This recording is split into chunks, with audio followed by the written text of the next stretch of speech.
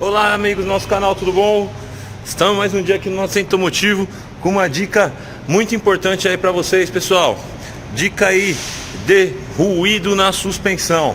Pessoal, hoje a gente tá com uma Chevrolet Spin 2017 automática.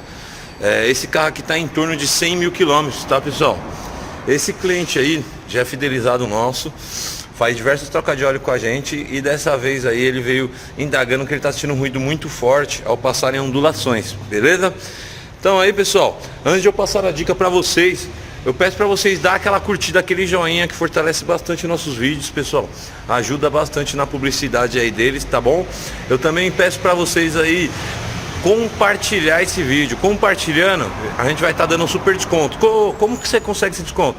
Pessoal, você compartilha esse vídeo, entra lá na descrição do vídeo, pega o número do nosso WhatsApp.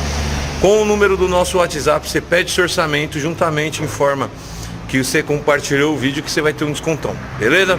E não se esquece, se inscreve no nosso canal que você vai ter diversas promoções aí pra vocês, beleza, pessoal? Agora vamos lá pra dica.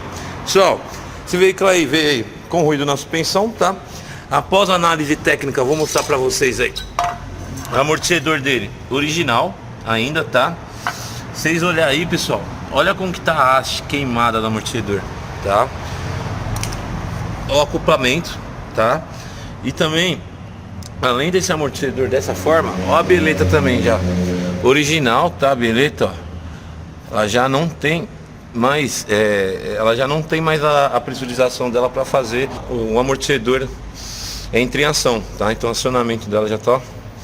Então beleza, pessoal, barulho na suspensão aí, ó, devido o amortecedor ter perdido aí a sua ação, tá? Esses amortecedores hoje em dia aí, os mais novos, é gás e óleo, tá?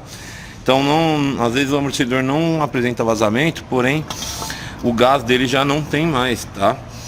Então aí ele começa a fazer barulho aí e danificando outros itens, beleza, pessoal? Chevrolet Spin, ruído na suspensão proveniente dos amortecedores. Espero que vocês tenham gostado desse vídeo aí. Gostou desse vídeo? Deixa aquele joinha, pessoal. Abraço, até o próximo vídeo.